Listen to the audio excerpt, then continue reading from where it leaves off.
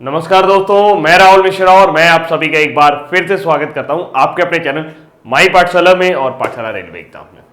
तारीख है 20 जून और आज के इंपॉर्टेंट करंट अफेयर्स आपके सामने हाजिर है। फोटोग्राफर ऑफ द ईयर का अवार्ड किसे दिया गया है, चर्चा जरूर करेंगे, लेकिन उससे पहले एक इंपॉर्टेंट न्यूज की तरफ चलते हैं।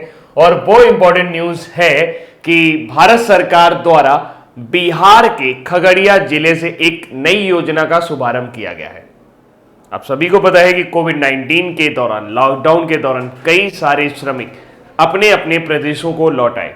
जैसे महाराष्ट्र और गुजरात जैसे बड़े राज्यों में काम करने वाले श्रमिक उत्तर प्रदेश और बिहार में लौट आए हैं, जिसकी वजह से कई सारे लोगों का रोजगार छिन गया है। ऐसे में सरकार की पूरी मंशा ये है कि उनको रोजगार प्रदान किया जाए और ये रोजगार उनको कहीं दूर ना प्रदान हो, वो कहीं अपने घर के आसपास ही इस रोजगार को प्राप्त करें। ऐसे में मनरेगा में भी कुछ फंड डाले गए हैं जिसकी वजह से रोजगार को उत्पन्न किया जा सके। इसके अलावा एक और योजना का शुरुआत किया जा रहा है और उस योजना का नाम है गरीब कल्याण रोजगार अभियान। गरीब कल्याण रोजगार अभियान की शुरुआत आज से ही 20 जून को की जा रही है। भारत सरकार द्वारा बिहार के खगड़िया जिले के ब्लॉक बेलदौर के ग्राम तेलियर से गरीब कल्याण रोजगार अभियान शुरू किया जाएगा। यह एक विशाल ग्रामीण सार्वजनिक कार्य योजना है जो वापस आने वाले प्रवासी श्रमिकों सहित ग्रामीण नागरिकों को सशक्त बनाने और आजीविका के अवसर प्रदान करने के काम करेगी। इस कार्यक्रम में 6 राज्यों के 116 जिलों के गांवों में कॉमन सर्विस सेंटर और कृषि विज्ञान केंद्रों के माध्यम से जोड़ा जाएगा और एक नेटवर्क बनाया जाएगा। जिन राज्यों में यह योजना शुरू की जाएगी, उन राज्यों में अभी शुरुआत में 6 राज्य लिए गए हैं। वो है उत्तर प्रदेश, मध्य प्रदेश, राजस्थान, उड़ीसा, झारखंड और बिहार। जबकि इस योजना की शुरुआत बिहार के खगड़िया जिले से किया गया है। गरीब कल्याण योजना या गरीब कल्याण रोजगार अभियान 125 दिन तक चलने वाला एक सघन अभियान होगा जो मिशन मोड में काम करेगा। ये 12 विभिन्न मंत्रालयों, विभागों जैसे ग्रामीण विकास, पंचायती राज, पर्यावरण, रेलवे, पेट्रोलियम और प्राकृतिक गैस, सड़क परिवहन और राजमार्ग, खान, पेयजल और स्वच्छता मंत्रालय, दूरसंचार, कृषि, नवीन और नवीकरणीय ऊर्जा और सीमा सड़कों का एक साथ समन्वित प्रयास होगा। इससे 2 चीजें का फायदा होगा। इससे फायदा यह होगा कि जहां एक और किसानों को या गरीब प्रवासी मजदूरों को रोजगार मिलेगा, उसके अलावा जो भी कार्य, निर्माण कार्य बहुत धीमी गति से चल रहे थे, खासकर इन डिपार्टमेंट में, इन मंत्रालयों में, उनमें कहीं ना कहीं तेजी आएगी, क्योंकि श्रमिकों को इन काम पर लगाया जाएगा और ये किया जाएगा कि 125 दिन का कम से कम उन्हें रोजगार प्रदान किया जाए।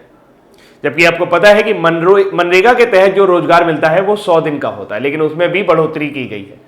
इसके अलावा मनरेगा के तहत मिलने वाली मजदूरी में भी बढ़ोतरी की गई है। जहां 182 रुपए मिलते थे, अब वहां पर 202 रुपए प्रति कार्य दिवस के लिए दिए जाएंगे। फिर आपको जो याद रखने वाला पॉइंट है, जो एग्जाम पॉइंट ऑफ व्यू से इंपॉर्टेंट बन सकता है, कि गरीब कल्याण रोजगार अभियान, माफी चाहूंगा, गरीब कल्याण रोजगार अभियान जो है, इसकी शुरुआत कहां से हुई और कब हुई? तो इसकी शुरुआत 20 जून 2020 यानी आज ही के दिन से, आज ही ये शुरू हो रहा है और ये शुरू हुआ है बिहार के खगड़िया जिले से। इस अभियान में 50,000 करोड़ रुपए का फंड डेवलप किया गया है और एक तरफ प्रवासी श्रमिकों को रोजगार देने के लिए विभिन्न प्रकार के 25 कार्यों का तीव्र और केंद्रित होकर क्रियान्वयन होगा। वहीं दूसरी ओर देश के ग्रामीण क्षेत्रों में बुनियादी ढांचे का भी निर्माण कार्य किया जाएगा, जिससे थोड़ा सा जो विकास कार्य है उनमें तेजी आएगी। अब बिहार, क्योंकि ये योजना बिहार से शुरू हो रही है, तो थोड़ा बिहार का करंट अफेयर देख लेते हैं। कुछ लोगों को हो सकता है कि ये देखने में दिक्कत हो रही होगी, उनके लिए, आपके लिए मेरा यही सजेशन है कि आप अपने वीडियो की क्वालिटी को थोड़ा सा इंप्रूव कर लीजिए। अदरवाइज फिर भी आपको दिक्कत होती है तो आप केवल सुन लो, उसके बाद पीडीएफ जो आपको मिलेगी वीडियो के डिस्क्रिप्शन लिंक में, वहां पर जाके आप इसे दोबारा पढ़ सकते हो। बिहार की बात करें तो बिहार जो है, बिहार में अभी हाल ही में एक जगह है भागलपुर। कई सारे लोग होंगे भी जो भागलपुर से ये देख रहे होंगे।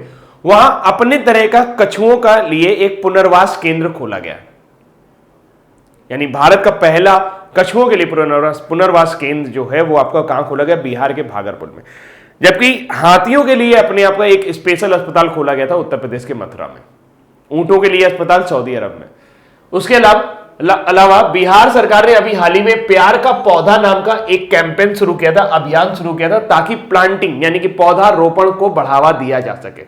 पौधारोपण से याद आया कि विश्व पर्यावरण दिवस अभी हमने मनाया था, कब मनाया था? 5 जून को। उसकी थीम याद कर लीजिए, टाइम फॉर नेचर।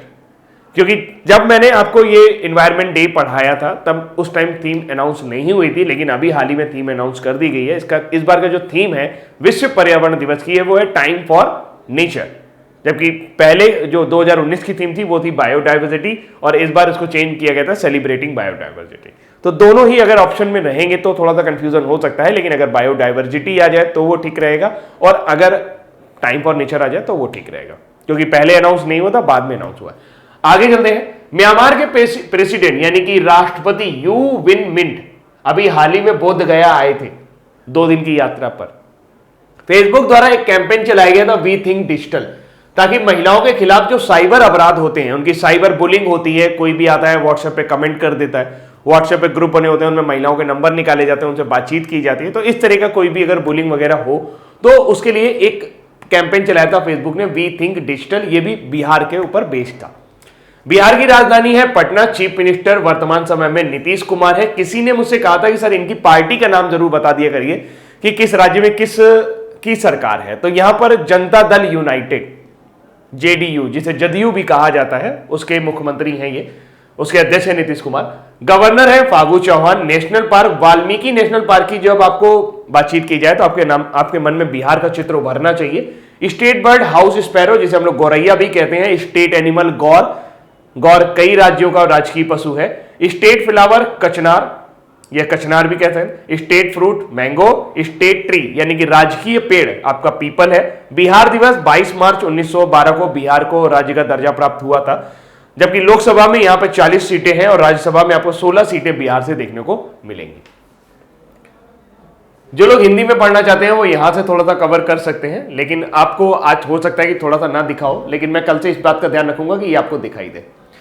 अगली जानकारी है, पीएम नरेंद्र मोदी जी ने अभी हाल ही में 41 कोल माइंस का ऑक्शन कर दिया है, यानी कि इनका जो कॉन्ट्रैक्ट दिया गया उसकी बोली लगवाई गई। तो भारत के प्रधानमंत्री श्री नरेंद्र मोदी ने भारत के कोयला क्षेत्र को निजी क्षेत्र के लिए खोलने के लिए वाणिज्यिक खनन के लिए 41 कोयला ब्लॉकों की नीलामी प्रक्रिया शुरू की है। अब नीलामी प्रक्रिया क्यों हुई? सबसे पहले तो ये प्रश्न उठता है कि क्या हमारे पास सरकारी ढांचा इतना मजबूत नहीं था कि इसको प्राइवेट सेक्टर में जाना पड़ा। आप समझ रहे हैं कि 41 कोल ब्लॉक जो हैं, जिनमें से झारखंड के 16 कोल ब्लॉक हैं जिनकी नीलामी की गई है ऑनलाइन। इसकी सबसे बड़ी वजह यह थी कि जब कोयला खनन भारत में शुरू हुआ था, अभी पूरा इतिहास बताऊंगा आपको कि कोयला खनन जब भारत में शुरू हुआ था तब भी निजी कंपनियों के हाथों में था। फिर उसके बाद उसका राष्ट्रीयकरण किया गया और अब एक बार फिर से इस राष्ट्रीयकरण का निजीकरण किया जा रहा है। इसके पीछे सबसे बड़ी वजह यह है कि जो सरकारी कर्मचारियां हैं या सरकारी कंपनियां हैं, उनके ऊपर जो लगाम रहती है वो सरकारों की रहती है, खासकर राज्य सरकारों की रहती है, जिसकी वजह से जो कोयला उत्पादन किया जाना चाहिए वो नहीं किया जा सकता। भारत में इतना बड़ा कोयला भंडार है, अगर आप उत्पादन की दृष्टि से देखें तो भारत विश्व का तीसरा सबसे बड़ा उत्पादक देश है कोयले का, लेकिन फिर भी हमें कोयला आयात करना पड़ता है, जबकि हम कोयले का बहुत ज्यादा यूज नहीं करते। हमारे पास जो कोयला है वो इतना पर्याप्त भंडार है कि हमें कोयला आयात नहीं करना, हमें ऊपर से निर्यात भी कर सकते हैं हम कोयले का। तो हाल फिलहाल फिक्की के सहयोग से कोयला मंत्रालय ने कोयला खान अधिनियम और खान खनिज अधिनियम के प्रावधानों के तहत नीलामी की प्रक्रिया शुरू की। इस नीलामी से अगले 5 से 7 वर्षों में 33,000 करोड़ रुपए की पूंजी निवेश को आमंत्रित करने की उम्मीद है, क्योंकि जो कंपनियां अभी तक सरकारी रूट होने की वजह से, गवर्नमेंट रूट होने की वजह से इन्वेस्ट नहीं कर पा रही थी, उनके पास एक विकल्प खुल के आ गया है। इसके अन्य लाभों की चर्चा करते हैं। कोल ब्लॉक नीलामी से देश को क्या लाभ होगा?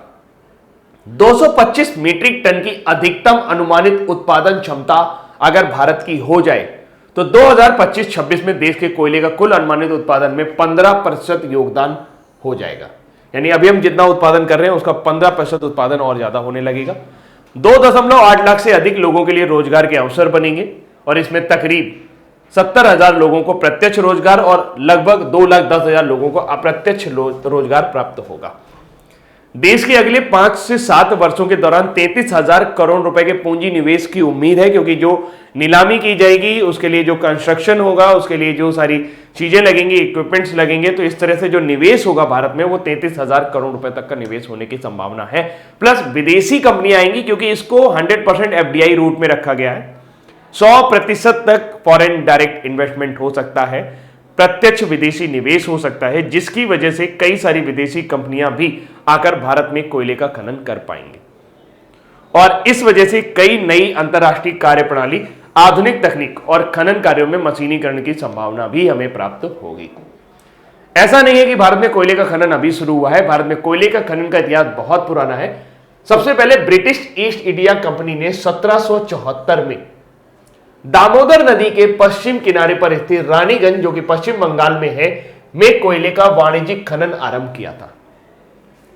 भारत में अभी वर्तमान में विश्व का 4.7% कोयला उत्पादन होता है और ऐसे में भारत विश्व में तीसरे नंबर पर कोयला उत्पादन श्रेणी में आता है।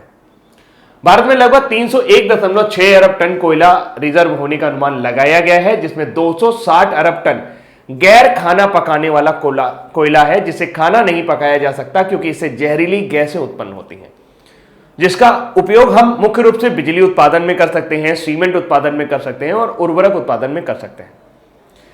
झारखंड 80,716 मिलियन टन कोयले के अनुमानित भंडारण के साथ देश में कोयला आरक्षित राज्यों की सूची में सबसे ऊपर है, यानी कि सबसे ज्यादा जो रिजर्व है वो झारखंड में आपको देखने को मिलेगा। धनबाद जिले के झरिया खदान राज्य की मुख्य कोयला खदानों में से एक है। चतरा जिले की मगध खदानों को 2019-20 तक एशिया की सबसे बड़ी कोयला खदान होने की उम्मीद है। 75,073 मिलियन टन के अनुमानित भंडार के साथ उड़ीसा दूसरा सबसे बड़ा कोयला आरक्षित क्षेत्र है। राज्य में अंगुल और झारसुगुड़ा जिलों में मुख्य कोयला खदानें हैं, जबकि छत्तीसगढ़ 52,533 मिलियन टन के अनुमानित भंडार के साथ कोयला आरक्षण के मामले में तीसरे स्थान पर आता है। कोरबा कोयला क्षेत्र राज्य के प्रमुख कोयला क्षेत्र में आता है। काफी इंपॉर्टेंट स्लाइड है, काफी सारी चीजें आपको यहां पर बताई जा रही हैं। आप थोड़ा सा ध्यान के पढ़ेंगे, जैसे कि किस राज्य, कौन सा राज्य ऊपर है, वहां पे कौन सा एरिया जो ऊपर एरिया है जो कोयले के उत्पादन के लिए प्रमुख है। वर्ष 2015-16 में अनुमानित 638.5 मिलियन टन कोयले के उत्पादन किया गया था और कोयला उत्पादन के संदर्भ में इस बार भी छत्तीसगढ़ राज्य जो है वो 127.095 करोड़ टन उत्पादन के साथ सूची में सबसे ऊपर आया है, जबकि Jharkhand 113.14 million ton 0.014 million ton उत्पादन के साथ दूसरे स्थान पर है और उड़ीसा इस मामले में तीसरे स्थान पर बना हुआ है। अब चलते हैं अगली जानकारी की तरफ। कोयला से एनर्जी आती है और अब एनर्जी के बारे में भी हम थोड़ी सी बात करेंगे। अगर देखा जाए तो कोई देश कितना समृद्ध है वो कहीं ना कहीं उसके एनर्जी कंजम्पशन से भी पता चलता है। देश जितना समृद्ध होगा वहां के लोग उतना ज्यादा ऊर्जा का खपत करेंगे, उतना ज्यादा एसी में रहेंगे, उतना ज्यादा पंखा चलाएंगे। तो अगर देखा जाए तो भारत इस मामले में काफी ऊपर आता चला जा रहा है और लगातार उसकी जो ग्रोथ रेट है वो चाइना के बाद दूसरे नंबर पर है। लेकिन अभी जो ऊर्जा कंजम्पशन है हमारे पास, उसके बारे में एक रिपोर्ट जारी की गई जिसे बीपी सांख्यिकी समीक्षा के अनुसार 2019 के आंकड़ों के मुताबिक भारत की ऊर्जा खपत चीन और अमेरिका के बाद तीसरी सबसे बड़ी रही है। यानी हम चीन और अमेरिका के बाद सबसे ज्यादा ऊर्जा खपत करने वाले लोगों में हैं और हमारे यहां पर कैपिटा जो ऊर्जा की खपत है वो 1181 किलोवाट आवर है। ये एक इंपॉर्टेंट आंकड़ा है, इसको जरूर याद रखना चाहिए आप लोगों को कि एक व्यक्ति हमारे यहां कितनी ऊर्जा खा जाता है, 1 घंटे में 1181 किलोवाट, लगभग 1 यूनिट। जहां विश्व प्राथमिक ऊर्जा की खपत 583 एक्सा जूल तक पहुंच गई है। एक्सा का मतलब होता है 10 की घात गुणे 18, 10 की घात 18 तब पहुंच गई है। वहीं भारत की खपत 2.3% बढ़कर 34.06 एक्सा जूल हो गई है। आपको एक बात याद रखनी है कि भारत जो है वो दूसरे नंबर पर है जिस तरीके से वो ग्रोथ कर रहा है। ग्रोथ सबसे तेज चाइना की है, ऊर्जा खपत मामले को बढ़ा रहा है। दूसरे नंबर पे भारत है, जबकि अगर आप खपत की बात करें तो पहले नंबर पे चाइना है, दूसरे नंबर पे यूएस है और तीसरे नंबर पर भारत मौजूद है। कुछ दिन पहले अभी हमें पता चला था कि जो इलेक्ट्रिसिटी इंपॉर्टेंट है, यानी कि इलेक्ट्रिसिटी का जो प्रोडक्शन है, इंटरनेशनल एनर्जी एजेंसी की एक रिपोर्ट के मुताबिक India the 3rd largest producer of electricity और ऊर्जा खपत के मामले में, पर कैपिटा ऊर्जा खपत के मामले में हम 106वें नंबर पर आते हैं, यानी 106वें नंबर पर आते हैं। मतलब आलम यह है कि अगर हम ऊर्जा उत्पादन की बात देखें तो हम तीसरे नंबर पर आ रहे हैं। इलेक्ट्रिसिटी ही एक मेन एनर्जी कंजम्पशन होता है। इलेक्ट्रिसिटी के मामले में अगर हम देखें तो हम तीसरे नंबर पर आ रहे हैं। प्रोडक्शन के मामले में। और पर कैपिटा यानी कि एक व्यक्ति को कितनी मिल रही है इलेक्ट्रिसिटी, उस मामले में हम 106वें नंबर पर आ रहे हैं। आप देख सकते हैं इलेक्ट्रिक प्रोडक्शन के मामले में देखा जाए तो चाइना विश्व के सबसे ज्यादा इलेक्ट्रिसिटी प्रोड्यूस करता है, फिर उसके बाद यूनाइटेड स्टेट, तीसरे नंबर पर भारत है, चौथे नंबर पर रसिया है, पांचवें नंबर पर जापान है, छठे नंबर पर कनाडा है, फिर सातवें नंबर पर जर्मनी है। तो कहीं ना कहीं हमारे पास ऊर्जा संतुलन नहीं है। ऊर्जा संतुलन नहीं है मतलब कि जितना हम उत्पादन कर रहे हैं उस हिसाब से लोगों को मिलनी भी चाहिए। तो हमारे यहां हम एनर्जी डेफिशिएंट कंट्री हैं, क्योंकि जितनी लोगों को चाहिए उतनी नहीं मिल रही है, लेकिन फिर भी हम सबसे ज्यादा एनर्जी कंजप्शन कर रहे हैं। आप मेरी बात समझ रहे हैं मैं क्या समझाना चाहता हूं? मैं ये समझाना चाहता हूं कि मान ठीक है बहुत उगा रहे हैं हम, बहुत ज्यादा पैदावार है हमारे यहां, बहुत सारी पैदावार है, लेकिन फिर भी हम भूखे हैं, फिर भी हमारा जो है हर एक आदमी का पेट भर नहीं पा रहा है। अगली जानकारी की तरफ चलते हैं। तो यह याद रखिएगा कि कंजम्पशन के मामले में हम तीसरे नंबर पर हैं। भारत नेपाल सीमा विवाद थमने का नाम नहीं ले रहा। नेपाल ने भारत के 3 हिस्सों को अपने नक्शे में दिखाया, फिर उसको संसद से पारित कराया और उस पर राष्ट्रपति के सिग्नेचर भी ले लिए। भारत ने इस खबर को काफी हल्के में लिया है कि जो 395 वर्ग किलोमीटर का एरिया उन्होंने कवर करके दिखाया कि वो नेपाल में है। भारत ने कहा इससे कोई फर्क नहीं पड़ता क्योंकि ये तीनों एरिया हमारे कब्जे में है, हम वहां पर लगातार कंस्ट्रक्शन कर रहे हैं और इस वजह से हमें चिंता करने की कोई जरूरत नहीं है। इसमें सिर्फ और सिर्फ नेपाल की जो राजनीतिक पार्टी है वो राजनीतिक लाभ लेने के लिए, अपनी जनता को बेवकूफ बनाने के लिए ये सारे काम कर रही है। फिलहाल घटनाक्रम कुछ इस तरीके से है कि भारत के विरोध के बावजूद नेपाल की राष्ट्रपति विद्या देवी भंडारी ने देश के नए नक्शे को अपनाने वाले विधेयक को मंजूरी दे दी है। अब यह नेपाली संविधान का हिस्सा बन गया है। इससे पहले नेपाल के ऊपरी सदन ने विधेयक को पास कर दिया था, संसद के उच्च सदन ने उसे सर्वसम्मति से पारित किया और एक भी वोट इसके खिलाफ नहीं पड़ा था। 18 जून 2020 को राष्ट्रपति विद्या देवी भंडारी ने भी हस्ताक्षर कर दिए। भारत के कड़े विरोध के बावजूद इस नए नक्शे में नेपाल ने 3 भारतीय इलाके लिपुलेख, काला पानी, लिम्पियाधुरा को अपने क्षेत्र में दर्शाया है। नेपाल के इस कदम से दोनों देशों के सौहार्दपूर्ण संबंधों को बहुत बड़ा झटका लगा है। नेपाल के राष्ट्रपति भवन की तरफ से जारी बयान के मुताबिक राष्ट्रपति भंडारी ने बिल पर संवैधानिक प्रावधानों के तहत हस्ताक्षर किए हैं। अब बात करते हैं, देख लेते हैं जरा ये है कहां पर। आप देख पा रहे होंगे ये आपको उत्तराखंड नजर आ रहा है, नीचे अपना उत्तर प्रदेश है, ये नेपाल का नक्शा है और ये ऊपर की ओर तिब्बत वगैरह शुरू हो जाता है। तो नेपाल का ये जो एरिया है ये लिपुलेख है। नेपाल कह रहा है ये हमारे अंदर है और ये हमारा धारचूला के अंतर्गत आता है। विवाद अचानक से क्यों शुरू हुआ? 8 मई को भारत ने लिपुलेख धारचूला सड़क का उद्घाटन किया और आपको मैं बता दूं BRO यानी कि बॉर्डर रोड ऑर्गेनाइजेशन का काम इस टाइम काफी तेजी से चल रहा है और जितनी भी सीमाएं हैं हमारी, चाहे वो पाकिस्तान की तरफ हो, चाहे वो चीन की तरफ हो, चाहे वो नेपाल की तरफ हो, सभी सीमाओं पे भारत बेसिक इंफ्रास्ट्रक्चर डेवलप कर रहा है ताकि जो हमारे सैनिक हैं वो आराम से वहां पर अपनी गश्त लगा सकें, आराम कर सकें और रिलैक्स वे में अपना सारा कामकाज कर सकें। जिसकी वजह से चीन को भी यह दिक्कत हुई, गलवान घाटी में भी यही काम हुआ, प्योंगयांग झील के पास, और यहां पर भी यही दिक्कत हुई। 18 मई को नेपाल ने नया नक्शा जारी कर दिया जिसमें तीनों इलाकों को अपने हिस्से में बताया। भारत नेपाल की विवादित सीमा पर काला पानी है, इसी के पास पश्चिम में लिपुलेख दर्रा है। भारत का काला पानी उत्तराखंड के पिथौरागढ़ का हिस्सा बताता है जबकि नेपाल इसे अपने धारचूला जिले का हिस्सा बताता है। तो ये विवाद जो है ये चर्चा में है और हाल फिलहाल अब इसे संवैधानिक दर्जा प्राप्त हो गया है नेपाल की तरफ से, जबकि भारत की तरफ से जो बयान है आधिकारिक उसमें यह कहा गया है कि ये कोई खास चिंता वाली बात नहीं है क्योंकि उन जगहों पर हमारा कब्जा है और जब कभी नेपाल आएगा तो फिर देखा जाएगा। अगली जानकारी है AIIB। एक तरफ चीन हमें आंखें दिखा रहा है और दूसरी तरफ उसका समर्थित बैंक यानी कि एशियन इंफ्रास्ट्रक्चर इन्वेस्टमेंट बैंक ने भारत को $750 मिलियन यानी लगभग 5,688 करोड़ रुपए का ऋण देने की मंजूरी प्रदान की है। ऐसा इसलिए कोविड-19 के दौरान भारतीय अर्थव्यवस्था को सहारा देने के लिए किया गया है।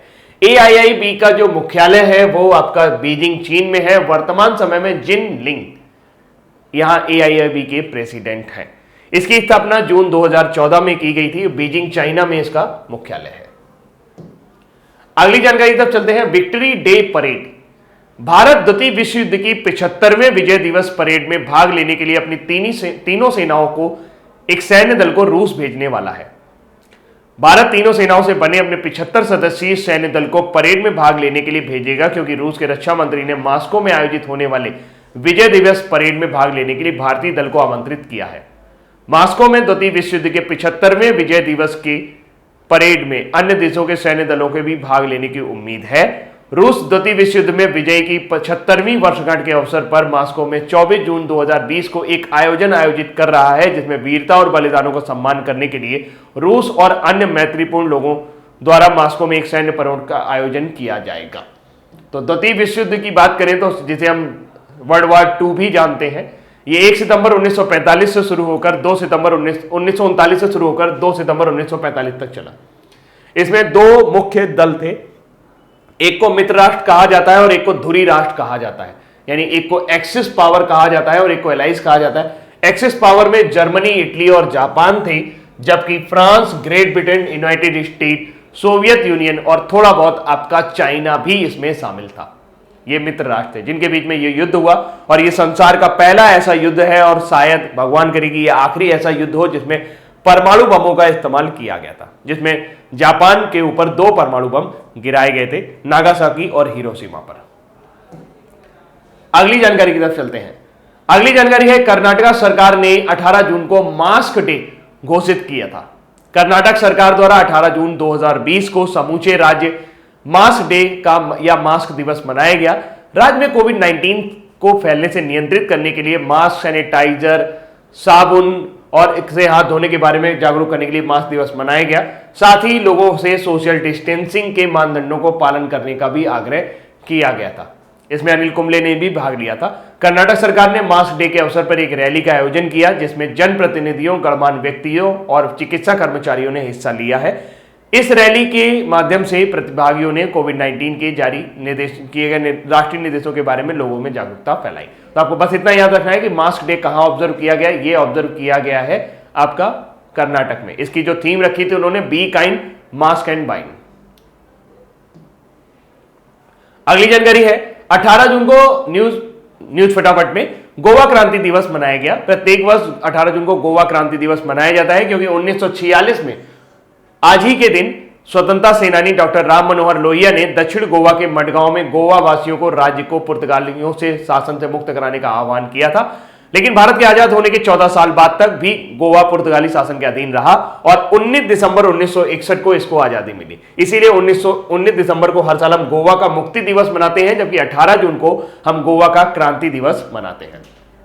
अगली जानकारी है, विश्व क्रोकोडाइल डे यानी कि विश्व मगरमच्छ दिवस 17 जून को मनाया जाता है। यह दिन दुनिया भर में लुप्त प्राय मगरमच्छों और मगरमच्छों की दुर्दशा को उजागर करने के लिए वैश्विक जागरूकता अभियान है। वर्ल्ड क्रोकोडाइल जो है ये मगरमच्छों की जाति को बचाने के लिए, उनको संरक्षित करने के लिए हर साल मनाया जाता है। इसके अलावा एक मैंने स्लाइड प्रिपेयर की है जिसमें काफी सारे इंपॉर्टेंट न्यूज है, काफी सारी इंपॉर्टेंट जानकारी है। आप इसे एक बार जरूर रीड कर लेना, क्योंकि नेशनल पार्क से जुड़ी हुई कई सारी चीजें हैं जो पूछी जा सकती हैं। क्योंकि क्रोकोडाइल का नाम आया तो मुझे लगा कि क्रोकोडाइल परियोजना कब शुरू हुई थी। जैसे ही मैं क्रोकोडाइल परियोजना खोजने लगा तो मुझे बहुत कुछ मिला। तो घड़ियाल परियोजना जो है इसकी शुरुआत 1974 में की गई थी, ताकि जो मीठे पानी के घड़ियाल हैं उनको बचाया जा सके। और अब देखा जा रहा है कि कई सारे घड़ियालों को बचाया जा चुका है। और अभी हाल फिलहाल खबर आई थी कि जो इनका कुनबा है वो लगातार धीरे धीरे बढ़ता चला जा रहा है। भारत में सर्वप्रथम किस स्थान पर राष्ट्रीय उद्यान स्थापित किया गया था? तो जिम कॉर्बेट, नैनीताल, उत्तराखंड। वर्तमान में देश में कितने राष्ट्रीय उद्यान हैं? 100। वर्तमान में देश में कितने वन्य जीव अभ्यारण्य हैं? 514। वर्तमान में देश में कितने संरक्षण रिजर्व हैं? 43। वर्तमान में देश में कितने समुदाय रिजर्व हैं? 4। किस राज्य या केंद्र शासित प्रदेश में सबसे ज्यादा वन्य जीव अभ्यारण्य है? अंडमान निकोबार द्वीप समूह। किस राज्य या केंद्र शासित प्रदेश में सबसे अधिक राष्ट्रीय उद्यान है? मध्य प्रदेश। कौन सा अभ्यारण्य जंगली हाथियों के लिए प्रसिद्ध है? पेरियार, केरला। दाचिगम वन्य जीव अभ्यारण्य भारत के किस राज्य में स्थित है? ये आपका जम्मू कश्मीर में है। राजाजी राष्ट्रीय पार्क किस जानवर के प्राकृतिक आवास है? जंगली हाथी। भारत का प्रथम तितली उद्यान कहां बनाया गया है? बन्नेरघट्टा जैविक उद्यान, बेंगलुरु, कर्नाटका। भारतीय गैंडे किस अभ्यारण्य में सबसे ज्यादा पाए जाते हैं? काजीरंगा अभ्यारण्य में। बुक्सा बाघ परियोजना किस राज्य में है? पश्चिम बंगाल में। विश्व वन्य जीव कोष का प्रतीक क्या है? पांडा। एक सींग वाला गैंडा कहां पाया जाता है? असम और पश्चिम बंगाल में। देश में हंगुल परियोजना कब शुरू हुई थी? हिरन परियोजना है, जिसे हिरन परियोजना भी कहते हैं, 1970 में। शेर परियोजना शुरू हुई थी 1972 में। एक साल बाद शुरू हुई बाघ परियोजना 1973 में, गैंडा परियोजना कब शुरू हुई 1987 में, हिमचीता परियोजना 1987, मगर प्रजनन परियोजना 1975, लाल पांडा परियोजना 1996, हाथी परियोजना 1991। सबसे अधिक बाघ संरक्षित स्थल किस राज्य में है? मध्य प्रदेश। भारत में किस राज्य में को टाइगर राज्य के नाम से भी जाना जाता है? तो उसे मध्य प्रदेश जाना जाता है। वर्ल्ड क्रोकोडाइल डे हमने देख लिया। हाँ, अगली जानकारी है winners of 2020 Sony world photography day. तो फोटोग्राफर ऑफ द ईयर चुने गए हैं पाब्लो अल्बरंगा। ये पुरस्कार उस इमेज को दिया जाता है, उस फोटो को दिया जाता है जो देखने में ही अच्छी ना हो, अच्छी तरीके से क्लिक ना की गई हो, बल्कि वो एक स्ट्रॉन्ग मैसेज भी दे रही हो। तो जिस फोटो को ये अवार्ड मिला है वो फोटो का नाम रखा गया है seeds of the resistance 3। Open photographer of the year चुना गया है टॉम ओल्डमैन को और उनका टाइटल है ब्लैक फ्रांसिस। इसके अलावा जॉन बोल्टन जो कि आपके अमेरिका के राष्ट्रपति डोनाल्ड ट्रंप के सुरक्षा सलाहकार रहे, यानी सिक्योरिटी एडवाइजर रहे, उन्होंने कुछ खुलासे करने वाली एक बुक लिखी है और इसका प्रकाशन बहुत जल्दी किया जाने वाला है और इसका प्रकाशन हो गया, इसका विमोचन किया जाने वाला है। The room where it happened, a White House memorial, John Bolton का एक आगामी संस्करण है जिसमें अमेरिकी राष्ट्रपति डोनाल्ड ट्रंप के लिए राष्ट्रीय सुरक्षा सलाहकार के रूप में कार्य किया था, जिसमें राष्ट्रपति ट्रंप को एक भ्रष्ट, खराब तरीके से लापरवाह नेता के रूप में दर्शाते हुए अगले सप्ताह एक शानदार किताब प्रकाशित करने की योजना बनाई जा रही है, जिन्होंने अपने कार्यालय की शक्ति का इस्तेमाल अपने व्यक्तिगत और राजनीतिक जरूरतों को आगे बढ़ाने के लिए किया था। The room where it happened, written by John Bolton. याद रखिएगा, यह किताब काफी इंपॉर्टेंट रहेगी। अब बारी है आज के हमारे वन लाइनर की। आज के वन लाइनर पे चलते हैं। भारत के प्रधानमंत्री ने वाणिज्यिक खनन के लिए कितने कोयला ब्लॉकों की नीलामी शुरू की है? 41। बीपी संघ की समीक्षा के अनुसार 2019 में ऊर्जा खपत के मामले में भारत की स्थिति क्या रही? तीसरे नंबर पर आया है भारत सरकार द्वारा बिहार के किस जिले से गरीब कल्याण रोजगार अभियान शुरू किया गया है? तो बिहार के खगड़िया जिले से। भारत के कड़े विरोध के बावजूद नक्शे में नेपाल ने कितने भारतीय इलाकों को दर्शाया है? 3 को दर्शाया है, लिपुलेख, काला पानी और लिम्बुधरा। AIIB ने भारत को कितने मिलियन डॉलर का ऋण प्रदान करने की बात की है? 750 मिलियन डॉलर की। रूस द्वितीय विश्व युद्ध में विजय की कौन सी वर्षगांठ मनाने जा रहा है? द्वितीय विश्व युद्ध की 75वीं वर्षगांठ मनाने जा रहा है। किस राज्य सरकार द्वारा 18 जून 2020 को समूचे राज्य में मास्क दिवस मनाया गया? कर्नाटक। और प्रत्येक वर्ष गोवा क्रांति दिवस कब मनाया जाता है? 18 जून को। विश्व मगरमच्छ दिवस कब मनाया गया? 17 जून को। अब बारी है आज के हमारे क्विज की। भारतीय प्रधानमंत्री ने वाणिज्यिक खनन के लिए कितने कोयला ब्लॉकों की नीलामी शुरू की है? 41। ये अच्छी तरीके से याद हो जाए इसलिए मैं ऐसा करता हूं। बीपी संघ की समीक्षा के अनुसार 2019 में ऊर्जा खपत के मामले में भारत को कौन सा स्थान प्राप्त हुआ है? तीसरा। भारत सरकार द्वारा बिहार के किस जिले से गरीब कल्याण रोजगार अभियान शुरू किया गया? तो यह बिहार के खगड़िया जिले से, जबकि बिहार के भागलपुर में आपका कछुओं के लिए पुनर्वास केंद्र है। भारत के कड़े विरोध के बावजूद नए नक्शे में नेपाल ने कितने इलाकों को दर्शा दिया है? तो उन्होंने 3 भारतीय इलाकों को अपने नक्शे में दर्शाया है। AIIB ने भारत को कितने मिलियन डॉलर का ऋण प्रदान करने की मंजूरी दी है? तो 750 मिलियन डॉलर की। AFC महिला एशियन कप 2022 की मेजबानी का अधिकार एशियन फुटबॉल फेडरेशन द्वारा इस बार भारत को दिया गया है। नॉट इंपॉर्टेंट था, लेकिन आप याद रखिए AFC महिला एशियन कप जो भी होने वाले हैं फुटबॉल वाले, वो सारे के सारे भारत ही में होने वाले हैं। रूस द्वितीय विश्व युद्ध की विजय की कौन सी वर्षगांठ मना रहा है? तो वो 75वीं वर्षगांठ मना रहा है और उसके लिए उसने कई सारे देशों के सैन्य दल को अपने यहां आमंत्रित किया है। किस राज्य सरकार द्वारा 18 जून 2020 को समूचे राज्य में मास्क दिवस मनाया गया? कर्नाटक। किसने कोविड-19 परीक्षण के लिए भारत की पहली मोबाइल लैब लॉन्च की है? तो डॉक्टर हर्षवर्धन ने एक मोबाइल लैब लॉन्च की है। यह भारत की अपने आप की पहली मोबाइल लैब है जो कि एक वैन के ऊपर डेवलप की गई है। प्रत्येक वर्ष ऑटिस्टिक प्राइड डे कब मनाया जाता है? ऑटिस्टिक प्राइड डे हर साल 18 जून को मनाया जाता है।